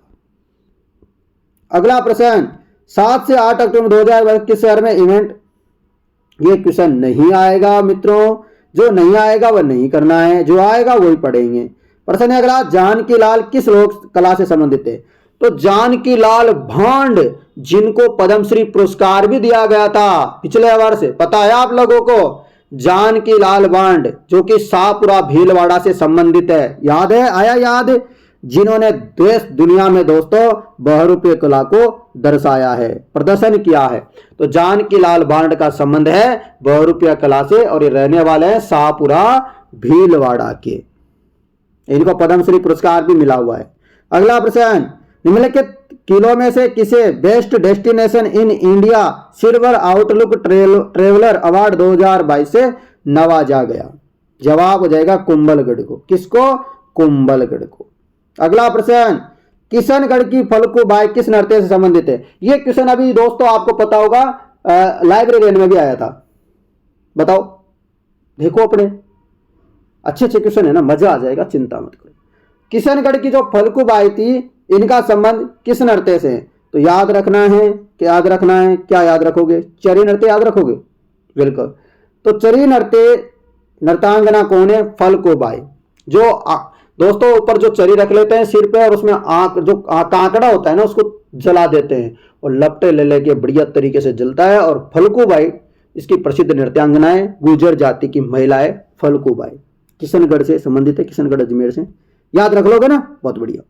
1857 के स्वतंत्रता संग्राम कोटा के महाराव की सहायता के लिए किसे राज सैनिक सहायता भेजी थी? ये क्वेश्चन में करवाया था कि नहीं करवाया था आपको? पहले करवा दिया था ना। तो ये मैराथन है, मैराथन में आज मजा आने वाला है। 140 प्रश्न, मतलब मैं बता रहा हूं 500 प्रश्न अपन कर रहे हैं। 500 प्रश्न अपन कर रहे हैं इस क्लास में डिटेल के साथ। ऐसे समझो, मजा आ रहा है कि नहीं आ रहा? बस कमेंट करते रहो। तो दोस्तों इसकी सहायता के लिए करौली के एक राजा गए थे और करौली के राजा का नाम क्या था? छुड़ा नहीं पाए थे वैसे तो। करौली के राजा का नाम था मदन पाल। तो मदन पाल था जो कोटा के जो राजा थे राम सिंह, उनको छुड़ाने के लिए गया था, ये आपको याद रखना है। और यहां पर जो आंदोलन था वो किसके नेतृत्व में चल रहा था? इसकी लीड कौन कर रहा था? ये भी क्वेश्चन आता है। तो मेराब खां और जयदयाल। कौन? मेराब खां और जयदयाल थे, वो आपको याद रखना है। यहाँ के पॉलिटिकल एजेंट कौन थे? आपको याद रखना है कोटा के मेजर बटन। बटन कहां लगाते हैं? कोर्ट में लगाते हैं। तो कोटा के जो पीए कौन है, पॉलिटिकल एजेंट कौन है? याद रखना है बटन, मेजर बटन। ठीक है ना। अगला प्रश्न, ये नहीं आएगा क्वेश्चन। अगला प्रश्न, छप्पन का मैदान कहां है? छप्पन का मैदान अपने दक्षिण राजस्थान में। दक्षिण राजस्थान में एग्जैक्ट बात करें तो प्रतापगढ़ और बांसवाड़ा के मध्य। क्वेश्चन आता है बार बार में कि छप्पन का मैदान कहां है? प्रतापगढ़ बांसवाड़ा। छप्पन की पहाड़ियां कहां है? क्वेश्चन ये भी आ रखा है। छप्पन की पहाड़ियां अपने बाड़मेर में। कहां पर है?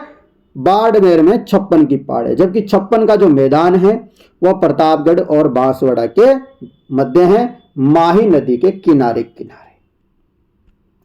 थार का जो मरुस्थल है उसमें ढांड के नाम से जाना जाता है। ढांड क्या है भाई साहब ये? हाँ, ऐसे ऐसे क्वेश्चन आते हैं ना, हवा निकल जाती है अच्छो। ढांड क्या है? तो ढांड क्या है? ढांड है चंद्राकार बालू का स्तूप, यानी कि जो गर्त होते हैं थार के मरुस्थल में उसको बोलते हैं ढांड। क्या बोलेंगे उसको? ढांड बोलेंगे। अगला प्रश्न, राजस्थान के किस जिले में हेवेल्स इंडिया की फैक्ट्री स्थित है? राजस्थान के किस जिले में हेवेल्स इंडिया की फैक्ट्री स्थित है? कहां पर? अलवर में। कहां पर है? अलवर में है। अगला प्रश्न, निम्नलिखित वृक्षों में से कौन से वैसे राजस्थान में गोंद के लिए अच्छा स्रोत है? तो गोंद किससे निकाला जाता है? अच्छा स्रोत है सालर के वन। किसके? जो सालर का वृक्ष होता है ये दोस्तों क्या है? गोंद के लिए अच्छा स्रोत है। और इसकी कहां होता है? 450 मीटर से अधिक ऊंचाई वाले जो क्षेत्र है वहां पर पाया जाता है सालर के वृक्ष। सालर के वृक्ष कहां पाए जाते हैं? 400 मीटर 50 मीटर से अधिक ऊंचाई वाले क्षेत्र में पाए जाते हैं। और राजस्थान में गोंद के लिए अच्छा स्रोत माना जाता है सालर के वृक्ष। अगला प्रश्न, राजस्थान लोक सेवा आयोग के अध्यक्ष और सदस्यों को कार्यकाल की समाप्ति से पूर्व किसके द्वारा हटाया जा सकता है? थोड़ी देर पहले भी अपन ने ऐसा प्रश्न किया था, राष्ट्रपति के द्वारा, यह उच्च न्यायालय की जांच के बाद। किसके बाद? उच्च न्यायालय की जांच के बाद हटा सकते हैं, अपनी कोई ऐसे नहीं हटा सकते। अगला प्रश्न, राजस्थान के किस मेडिकल कॉलेज में पीडियाट्रिक्स एंड न्यूरोटेक्नोलॉजी संस्थान की स्थापना की जाएगी?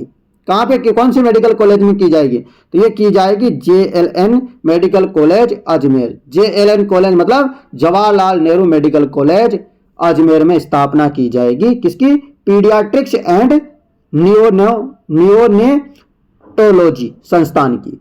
चलो अगला प्रश्न।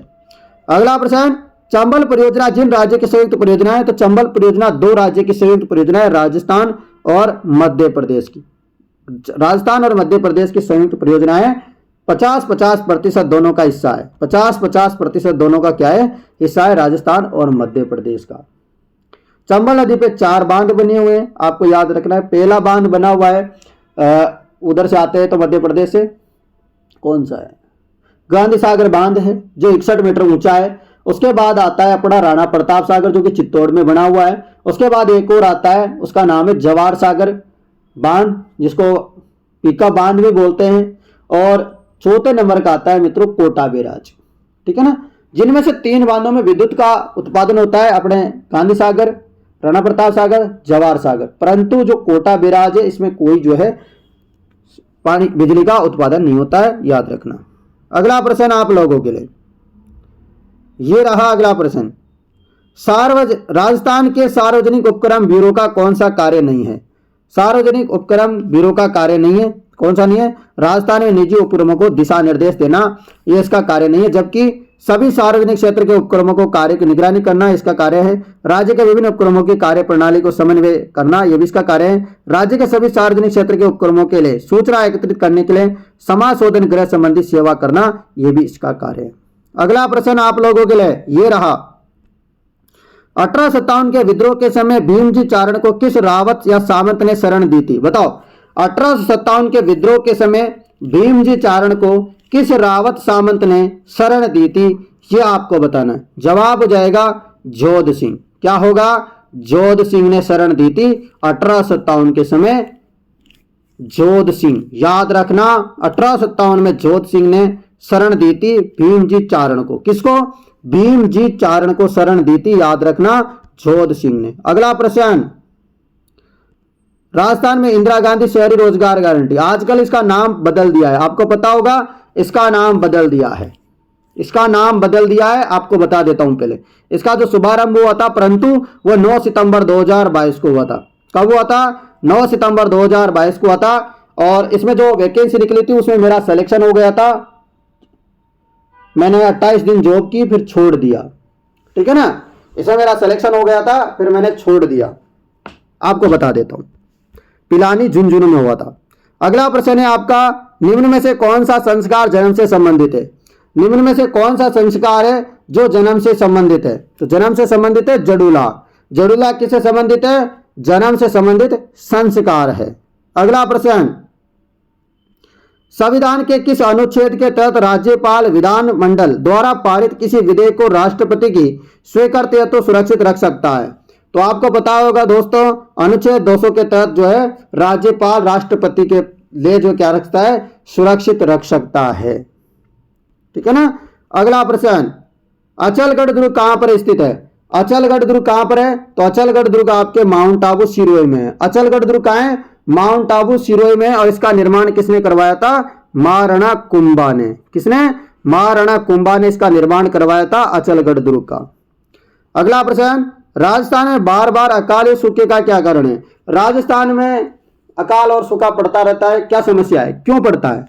तो ये पड़ता है अनियमित वर्षा के कारण। राजस्थान में अनियमित वर्षा होती है, इसी के चलते दोस्तों राजस्थान में क्या पड़ता है? सूखा या अकाल पड़ता है, अनियमित वर्षा के चलते। अगला प्रश्न, काली मिट्टी के बर्तनों के लिए कौन सा स्थान प्रसिद्ध है?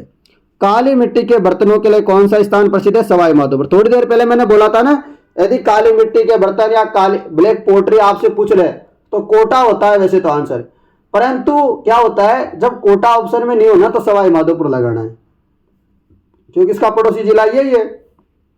समझ गए आप लोग? मैंने इसलिए आप लोगों से बोला था और वो प्रश्न आ भी जाता है। अपनी मतलब देखो, अपने इधर बोल रहे हैं, इधर प्रश्न भी आ रहे हैं। मैंने नहीं देखा, कसम से मैंने प्रश्न देखा ही नहीं है ना, परंतु क्या होता है देखो, अपन जो बोल रहे हैं ना वो पेपर में आएगा। इसलिए बता रहा हूं आप लोगों को कि जो बोल रहा हूं ना उसको ध्यान से सुन लो। ध्यान से सुन लिया, जिसमें आपका बेड़ा पार क्या हो जाएगा? हो जाएगा बेड़ा पार, ठीक है ना। अब दोस्तों अपन ने कर लिए 43 पहले तो कर लिए, अभी कितने कर लिए अपन ने 49, इतने सारे प्रश्न कर लिए अपन ने। अभी और करेंगे कितने प्रश्न, 49 क्वेश्चन अपन को और करने हैं। ठीक है, तैयार हो आप लोग? फटाफट पहले क्लास शेयर करो, फिर अभी आगे की क्लास करेंगे, आगे के क्वेश्चन करेंगे। बताओ, फटाफट शेयर करो क्लास को, फटाफट जल्दी से शेयर कर दो भाई, सब शेयर कर दो, फटाफट शेयर कर दो, फटाफट लाइक कर दो, कमेंट करो प्यारा सा। तो दोस्तों आप लोगों के लिए ये रहा अगला प्रश्न, के बीज, दूसरा प्रश्न है, के बीज द्वारा एक दूध जैसी सामग्री बनाई जा सकती है? बताओ मुझे, के बीज द्वारा, किसके बीज द्वारा दूध जैसी सामग्री बनाई जा सकती है? बताओ मुझे फटाफट। तो सोयाबीन के जो बीज होते हैं ना मित्रों, इनके द्वारा दूध जैसी क्या बना सकते हैं? सामग्री बना सकते हैं।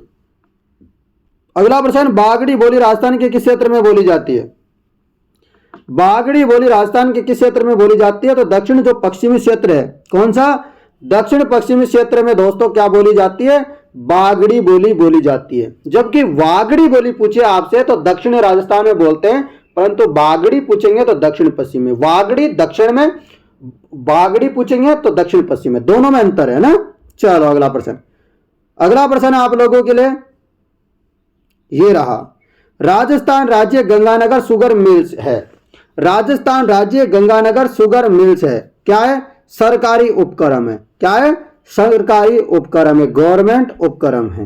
नेक्स्ट क्वेश्चन, नड़ क्या है? नड़ क्या है बताओ?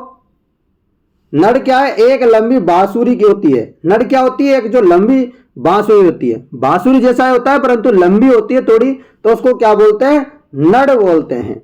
अगला प्रश्न, राजस्थान में पंचायत समिति के सदस्य हैं। बताओ, राजस्थान में जो पंचायत समिति है उसके सदस्य हैं, प्रत्यक्ष रूप से निर्वाचित होते हैं। जो राजस्थान में जो है पंचायत समिति होती है, उसके जो सदस्य होते हैं उनका निर्वाचन कैसे करते हैं? प्रत्यक्ष रूप से करते हैं, यानी कि जनता करती है। अगला प्रश्न, इंद्रावती नदी की सहायक नदी है। अच्छा क्वेश्चन है कि नहीं, परंतु ये इंडिया जीके का है, वैसे अपना कोई काम का नहीं। अगला प्रश्न, राज्य सरकार को कानूनी मामलों में सलाह देने के लिए अधिकृत है। राज्य सरकार को कानूनी मामलों में सलाह देने के लिए अधिकृत है। कौन होता है अधिकृत? महाधिवक्ता। कौन होते हैं मित्रों? महाधिवक्ता जो होता है ना मित्रों, इसको जो सैलरी वगैरह और इसको हटाने की जो प्रक्रिया है वो सब कैसे है? जैसे अपने राजस्थान का जो चीफ जस्टिस होता है ना, उसको हटाने की जो प्रक्रिया है ना, वो महाधिवक्ता को है। ठीक है ना। महाधिवक्ता बनने के लिए भी जो चीफ जस्टिस की योग्यता होती है वही योग्यता है। ठीक है, समझ गए। तो जो राज्य सरकार होती है उसको जो कानूनी मामलों की जो सलाह वगैरह दी जाती है, मशवरा किया जाता है, वो महाधिवक्ता के द्वारा करते हैं। किसके द्वारा? महाधिवक्ता। जैसे भारत सरकार का क्या होता है? एडवोकेट जनरल होता है ना, एजीजी, वैसे ही यहां पर ये होता है महाधिवक्ता। अगला प्रश्न, निम्नलिखित में से कौन सा जो है राजस्थान के मुख्यमंत्री का पद नहीं है? इनमें से कौन सा है जो राजस्थान के मुख्यमंत्री का क्या है? पद नहीं है।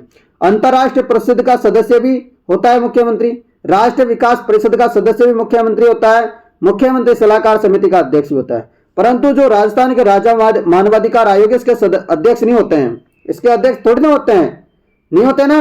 जो राज्य मानवाधिकार आयोग तो होते हैं, आयोग होते हैं, इसके अध्यक्ष थोड़ी ना होते हैं मुख्यमंत्री, बिल्कुल भी नहीं होते हैं। इसके जो अध्यक्ष होता है इसकी नियुक्ति राज्यपाल करता है। निम्नलिखित में से कौन से दशक में राजस्थान का जनसंख्या वृद्धि दर उच्चतम रही? जनसंख्या वृद्धि दर है ना, वो उसने उछाल मारी थी। सबसे ज्यादा किस में रही थी? तो वो रही थी 1971-80 में, दशक के बीच में। ठीक है ना। अगला प्रश्न, गोडावण कहां पाई जाती है? जो गोडावण, बताओ ना, आप करो, बताओ फटाफट। गोडावण कहां पाया जाता है? ये पाया जाता है राष्ट्रीय मरु उद्यान जैसलमेर में। कहां पर? राष्ट्रीय मरु उद्यान जैसलमेर में पाया जाता है गोडावण पक्षी, राजस्थान का राज्य पक्षी। ठीक है ना, गोडावण। अगला प्रश्न, अजमेर राज्य के मुख्यमंत्री कौन थे? आपको पता होगा दोस्तों, अजमेर राज्य के एकमात्र मुख्यमंत्री थे, उनका नाम था हरिभाव उपाध्याय। क्या नाम था? हरिभाव उपाध्याय। उस समय अजमेर अलग ही राज्य हुआ करता था 1956 तक। ठीक है ना, 1 नवंबर 1956 तक, 1 नवंबर 1956 को मिलाया था। उससे पहले यहां के मुख्यमंत्री थे हरिभाव उपाध्याय। अगला प्रश्न, निम्नलिखित में शेखावट के किस संगठन की स्थापना 1921 में असहयोग आंदोलन के प्रभाव में हुई थी? किसकी हुई थी? तो चिड़ावा सेवा समिति की। किसकी? चिड़ावा सेवा समिति की स्थापना हुई थी 1921 में। अगला प्रश्न, जाली बाव बावड़ी और मामादेव का कुंड कहाँ है? ये भी आप लोगों को पता होगा, जाली बाव की बावड़ी और मामादेव का कुंड, तो ये कहाँ है? कुंभलगढ़ दुर्ग में। कहाँ है? आप लोगों को पता होगा दोस्तों, जिसका निर्माण किसने करवाया था? इसका निर्माण करवाया था महाराणा कुंभा ने करवाया था, तथा इसका शिल्पी कौन था? मंडन था। कौन था? शिल्पी कौन था? मंडन था, कुंभलगढ़ दुर्ग का। आपको याद रखना है, रख लोगे? चलो अगला प्रश्न, अजमेर के अजय राज चौहान के पिता कौन थे? अजमेर में दोस्तों एक राजा हुआ करते थे अजय राज, जिन्होंने अजमेर नगर की स्थापना भी की थी, आपको पता होगा। इनके पिताजी का क्या नाम था? पृथ्वीराज प्रथम इनके पिताजी का नाम था, याद रखना। अजमेर के अजय राज चौहान के पिता का नाम था पृथ्वीराज प्रथम। क्या नाम था? पृथ्वीराज प्रथम अजय राज के पिताजी का नाम था। देखो दोस्तों, कोपेन हो गया, थोर्नवेट हो गया, इंपॉर्टेंट है। मैं आप लोगों को हर रोज क्वेश्चन करवाता हूं कोपेन और थोर्नवेट के, हर एक एग्जाम में आता है। थोर्नवेट के वर्गीकरण के अनुसार निम्नलिखित में से कौन से जैसलमेर की जलवायु प्रसिद्ध करता है? मैंने कल करवाया था ना आप लोगों को, पूरा के पूरे चारों के चारों करवा दिए थे, फिर करवाऊंगा आज, ध्यान से सुन लेना। थोर्नवेट जलवायु का जो है आधार क्या था? आधार था वर्षा। क्या था? आधार किसको माना था? वर्षा को। जबकि कोपेन ने माना था वनस्पति को। किसको माना था? कोपेन ने वनस्पति को माना था। ठीक है ना, याद रख लेना। अब देखो यहां पर जैसलमेर का पूछा है, तो जैसलमेर का हो जाएगा EA-D। क्या हो जाएगा? EA-D। यदि आपसे पूछ ले बीकानेर का तो DB-W। यदि आपसे पूछ ले डूंगरपुर का, बांसवाड़ा का, इनका तो CA-W। यदि आपसे मध्य राजस्थान का पूछ ले तो आपको याद रखना है, मध्य राजस्थान पूछे और इसका प्रतिनिधित्व पूछे तो अजमेर, DA-W। रख लोगे याद? चलो प्रश्न अगला, राजस्थान का कौन सा जिला अति आर्द्र जलवायु प्रदेश का भाग है? अति आर्द्र, कौन सा? अति आर्द्र जलवायु में आता है कोटा। परंतु एक बात याद रखना, बूंदी नहीं आता है, नोट डाउन कर लेना, बूंदी नहीं आता है, कोटा आता है अति आर्द्र में। अगला प्रश्न है, आहड़ का उत्खनन कार्य किसको नेतृत्व में हुआ? थोड़ी देर पहले अपन ने आहड़ के बारे में सारी जानकारी पढ़ी थी। आहड़ का उत्खनन हुआ था HD साकलिया, हंसमुख धीरज साकलिया। थोड़ी देर पहले मैंने पूरी डिटेल बताई थी ना कि बनास नदी के किनारे हैं और उदयपुर में पड़ती है जगह। ठीक है ना। चलो अगला प्रश्न, राजीव गांधी ग्रामीण ओलंपिक खेलों का उद्घाटन राजस्थान के मुख्यमंत्री ने कहां से किया? अभी क्वेश्चन नहीं आएगा। अगला प्रश्न, राजस्थान के प्रथम वित्त आयोग के अध्यक्ष कौन है? राजस्थान के प्रथम वित्त आयोग के अध्यक्ष कौन थे बताइए? तो कृष्ण कुमार गोयल। कृष्ण कुमार गोयल दोस्तों राजस्थान के वित्त आयोग के प्रथम क्या थे? अध्यक्ष थे। अगला प्रश्न, राजस्थान का एकीकरण कितने चरणों में होता है? तो राजस्थान का एकीकरण कितने चरणों में होता है? 7 चरणों में होता है। कब कंप्लीट होता है? तो आपको याद रखना है, राजस्थान का एकीकरण कंप्लीट होता है 1 नवंबर 1956 को। 1 नवंबर 1956 को कंप्लीट होता है राजस्थान का एकीकरण। ठीक है ना। अगला प्रश्न, अमरशाही किसका नाम है? अमरशाही किसका नाम है? राजस्थान की जो पगड़ी होती है ना मित्रों, पगड़ी जो होती है, पगड़ी का एक प्रकार है अमरशाही। अगला क्वेश्चन, राजस्थान राज्य का कितना भाग मरुस्थलीय है? तो आपको पता है 2/3, 2/3 भाग अपना मरुस्थलीय है। कहां पे लिखा हुआ है? ये लिख रहा 2/3 भाग क्या है? अपना मरुस्थलीय, यानी कि लगभग बात करें तो 61.11%। कितना? 61.11%। अगला प्रश्न, मेवाड़ के किस महाराणा के समय राजमहल में चितेरों की ओवरी नाम से कला विद्यमान स्थापित किया गया है? जवाब क्या होगा? महाराणा जगत सिंह प्रथम। महाराणा जगत सिंह प्रथम आपका सही सटीक जवाब होगा। चितेरोरी ओवरी का निर्माण करवाया था महाराणा जगत सिंह प्रथम, मेवाड़ के राजा। अगला प्रश्न, राजस्थान के किस भौतिक प्रदेश में मुकुंदरा की पहाड़ियां स्थित है? मुकुंदरा की पहाड़ियां आप लोगों को पता होगा कहां है। मुकुंदरा की पहाड़ियां हैं मित्रों अपने हाड़ौती के पठार, जैसे झालावाड़ की बात करें, कोटा की बात करें, मुख्य रूप से कोटा। मुकुंदरा की पहाड़ियां कहां है? हाड़ौती का पठार। रख लेना याद, बहुत इंपॉर्टेंट है, बहुत काम आएगा। कोटा और झालावाड़ में मुकुंदरा की पहाड़ियां। अगला प्रश्न, चलो याद कर लो इसको। किस वर्ष बजट में राजस्थान के मुख्यमंत्री राज्य स्तरीय पंचायतन अवार्ड योजना की घोषणा की? पंचायतन योजना की घोषणा की थी 2015-16 में। अगला प्रश्न, क्वेश्चन ये रहा,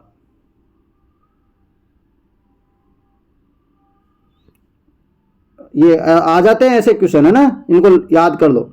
जस्टिस पंकज मित्तल राजस्थान उच्च न्यायालय के कौन से मुख्य न्यायाधीश थे?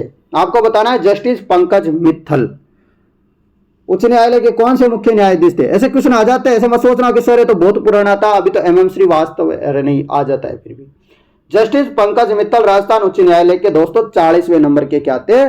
मुख्य न्यायाधीश थे। कितने नंबर के? 40वें नंबर के। अगला प्रश्न, भक्त संत राणाबाई का जन्म कहाँ हुआ? भक्त संत राणाबाई का जन्म हुआ था हरनावा गांव नागौर में। हरनावा नागौर में राजस्थान की दूसरी मीराबेन को बोलते हैं। किसको? भक्त संत राणाबाई को। हरनावा नागौर में इनका जन्म हुआ था। राजस्थान में मिशन बुनियादी का संबंध है। राजस्थान में मिशन बुनियादी का संबंध है डिजिटल लर्निंग से। किससे संबंधित है? डिजिटल लर्निंग से। अगला प्रश्न, अजरक प्रिंट के लिए राजस्थान का कौन सा स्थान प्रसिद्ध है? अजरक प्रिंट के लिए राजस्थान का बाड़मेर प्रसिद्ध है। किसके लिए? अजरक प्रिंट के लिए राजस्थान का बाड़मेर जिला प्रसिद्ध है। 13 ताली नृत्य लोक देवता की प्रस्तुति में किया जाता है। तो 13 ताली जो नृत्य किया जाता है, पैरों में 13 मंजीरें बांध करके दोस्तों बाबा रामदेव जी की आराधना में किया जाता है। कहां पर? जैसलमेर रामदेवरा में। कामड़ जाति के जो भोपे होते हैं कामड़ पंथ के, वो 13 ताली नृत्य करते हैं। आप लोगों को याद रखना है। प्रश्न है अगला, ऊंट अनुसंधान केंद्र कहां है? तो ऊंट अनुसंधान केंद्र हो गया, घोड़ा अनुसंधान केंद्र हो गया। घोड़े का मतलब उष्ट, ठीक है ना। कहां पर है ये सब? ये कहां है? जोहड़बीड़ बीकानेर में। कहां पर है? जोहड़बीड़ बीकानेर में। अगला प्रश्न, राजस्थान वन नीति के अनुसार मैदानी क्षेत्र में कितने प्रतिशत तक वनों का अंतर्गत होना चाहिए? यह प्रश्न मैं पहले भी करवा दिया हूं आप लोगों को, कल परसों भी। लगभग 20% होना चाहिए मैदानों में।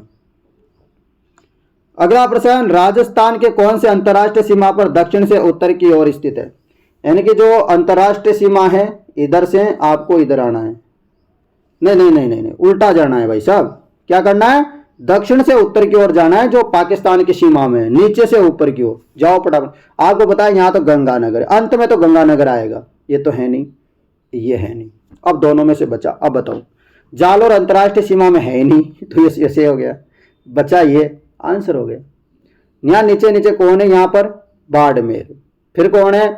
थोड़ा सा ये चलोगे जैसलमेर, फिर थोड़ा चलोगे तो बीकानेर, फिर अपना गंगानगर। तो देखो आंसर मतलब करने की जरूरत ही नहीं है। अंत में गंगानगर आना चाहिए था, अपन ने देखा नहीं है इन दोनों में।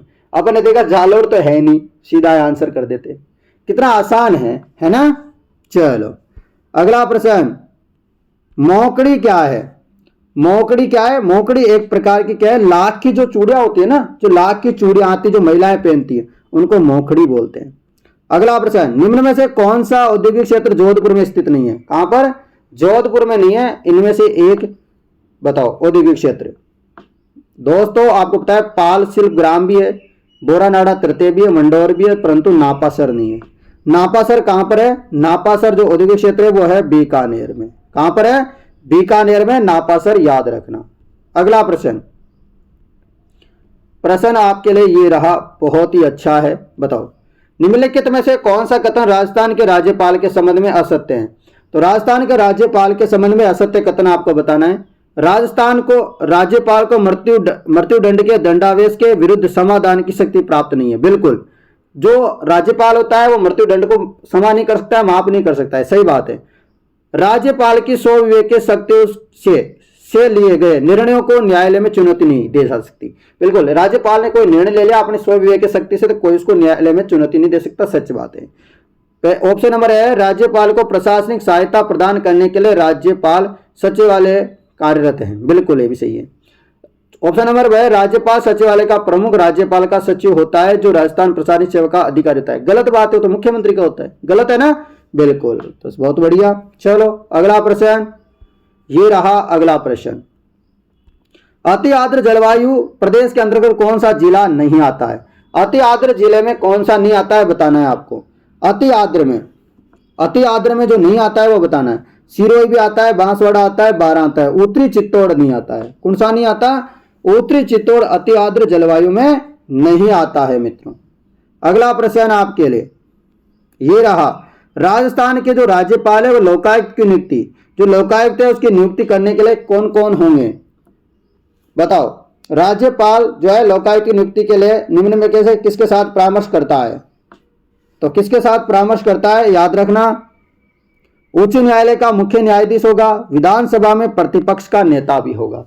यानी कि उच्च न्यायालय का जो है मुख्य न्यायाधीश होगा और विधानसभा का जो है प्रतिपक्ष नेता होगा, लोकायुक्त की नियुक्ति करेंगे। तो ये राज्यपाल इनसे क्या लेगा? परामर्श लेगा। ठीक है ना, उच्च न्यायालय का मुख्य न्यायाधीश और विधानसभा के प्रतिपक्ष नेता।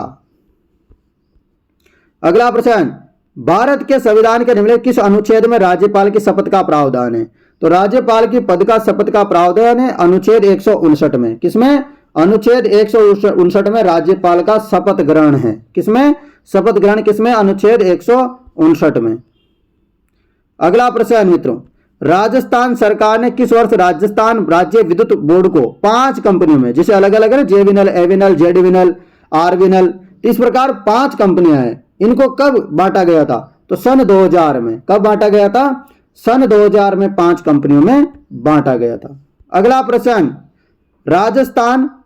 राजस्थान फाउंडेशन की स्थापना कब हुई? राजस्थान फाउंडेशन की स्थापना हुई थी 2001 में। नेक्स्ट क्वेश्चन, बाड़मेर के कानन मेले का प्रमुख आकर्षण केंद्र क्या है? बाड़मेर में लगता है दोस्तों कानन मेला, और कानन मेले में दोस्तों आकर्षण यानी कि जो देखने जाने योग्य जो चीज है वहां पर किस चीज को देखते हैं? तो यहाँ पर घेर प्रसिद्ध है। घेर जो नृत्य होता है ना मित्रों, ये प्रसिद्ध है। बाड़मेर का कानन मेले का दोस्तों आकर्षण केंद्र इसीलिए बनता है। अगला प्रश्न, 1919 में राजस्थान सेवा संघ की स्थापना की थी। तो आपको पता हो 1919 में दोस्तों विजय सिंह बत्तीक, हरिभाई किंकर, रामनारायण चौधरी, इन सबने स्थापना की थी। क्या? किसकी? वर्धा में स्थापना की थी राजस्थान सेवा संघ की। पर वर्धा कहां पर पड़ता है? महाराष्ट्र में। परंतु 1920 में क्या होता है, इसको अजमेर ट्रांसफर कर दिया जाता है। ये भी आप लोग याद रख लेना। अगला प्रश्न, राज्यों के निर्वाचन आयोग विधानसभा सदस्यों की अयोग्यता के संबंध में अपना परामर्श देते हैं। राज्यों के निर्वाचन आयोग विधानसभा सदस्यों की अयोग्यता के संबंध में अपना परामर्श देते हैं। किसको देते हैं? राज्यपाल को। किसको देते हैं? राज्यपाल, गवर्नर को देते हैं। अगला प्रश्न, किस सभ्यता में अच्छी विकसित प्राचीर युक्त किलेबंदी के अवशेष मिले हैं? कहां मिले हैं? जवाब हो जाएगा अच्छी विकसित प्राचीर युक्त किलेबंदी के अवशेष मिले हैं कालीबंगा सभ्यता, हनुमानगढ़ में। प्रश्न है, इंदिरा गांधी रसोई योजना के अंतर्गत अब इसका नाम बदल दिया। इसका नाम क्या हो गया? क्या हो गया? आप लोगों ने देखा होगा ना, 8 रुपए में खाना मिलता है। कितना मिलता है? अभी भी 8 में मिलता है। इसका नाम क्या होगा? अंत्योदय योजना। क्या नाम हो गया? अंत्योदय योजना हो गया। अंत्योदय योजना के अंतर्गत प्लेट में जो दोपहर का भोजन है वो कितने का करवाया जाता है? 8 रुपए का। शाम का भी 8 रुपए का।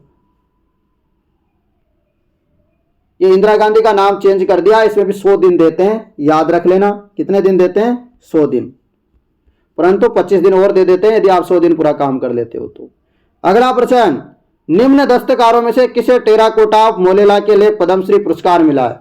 टेराकोटा ऑफ मोलेला के लिए किसे पद्मश्री पुरस्कार मिला है बताओ? तो ये मिला है मोहनलाल कुमार को। किसको? मोहनलाल कुमार को टेराकोटा ऑफ मोलेला के लिए पद्मश्री पुरस्कार से सम्मानित किया गया है। तो दोस्तों अपन ने लगभग 140 प्रश्न कर लिए हैं। 140 प्लस आपने डिटेल की लगभग 500 प्रश्न अपन ने कर लिए इस क्लास में। आप लोगों को ये क्लास कैसी लगी मुझे कमेंट करके जरूर बताना। और आप लोगों को जिनको विद्यार्थियों को टेस्ट सीरीज लेनी है या फिर मेरे मोबाइल नंबर चाहिए तो मोबाइल नंबर तो ये है 80 58 59 87 08। दोस्तों मैं आप लोगों को डेली पढ़ा रहा हूं। नंबर गलत हो गए, 1 मिनट रुक जाओ। 80 58 59 87 08। ये अपने मोबाइल नंबर है, इस नंबरों पे आप संपर्क कर सकते हो किसी भी जानकारी के लिए। दोस्तों यदि आपको रोजाना क्लासें लेनी है, वो भी फ्री में लेनी है, तो रोजाना शाम को 7 बजे क्लास होती है अपनी, डेली क्लास ले लिया करो, ठीक है ना। कल अपन ने संज्ञा पढ़ी थी। अब दूसरी बात है टेस्ट सीरीज, जिनको भी टेस्ट सीरीज लेनी है, ठीक है ना, जिनको भी टेस्ट सीरीज लेनी है दोस्तों, अभी मात्र 299 रुपये मिल रही है। वैसे इसकी एक्चुअल प्राइस है 1000 रुपये, अभी 1000 रुपये से घटा करके हमने कर रखी है 299 रुपये, यानी कि 70% का करीब करीब आपको डिस्काउंट मिल रहा है। दोस्तों यदि आपको ये डिस्काउंट चाहिए तो तुरंत अभी एप्लीकेशन को डाउनलोड करो, डिस्क्रिप्शन में एप्लीकेशन का लिंक दे रखा है मैंने, उसे डाउनलोड करो और टेस्ट सीरीज ले लो दोस्तों, तुरंत रजिस्ट्रेशन वगैरह करके 4th क्लास की राजस्थान जीके की लेनी केवल आपको तो मात्र 99 रुपये में। इसमें भी अभी डिस्काउंट चल रहा है 80% का। तो जिन विद्यार्थियों को चाहिए टेस्ट सीरीज वो तुरंत अपनी एप्लीकेशन डाउनलोड करें, डिस्क्रिप्शन में दे रखा है स्टडी IQ अकेडमी एप्लीकेशन, और अपनी तैयारी को शुरू करें। दूसरी बात है, आपको फिर भी कोई लेने में समस्या वगैरह आती है तो मेरे मोबाइल नंबर है 8058598708, इस पर आप कॉल कर लेना, व्हाट्सएप मैसेज कर लेना, आपको मैं पूरी सहायता कर दूंगा। ठीक है मित्रों, आशा करता हूं जानकारी आप लोगों को पसंद आई होगी। क्लास पसंद आई है तो जाते जाते वीडियो को लाइक कर देना, चैनल को सब्सक्राइब कर देना, वीडियो को शेयर कर देना, बेल आइकन का बटन दबा लेना, जिससे आपको जैसे क्लास होती है आपको पता लग जाए। ठीक है ना। धन्यवाद मित्रों, जय हिंद।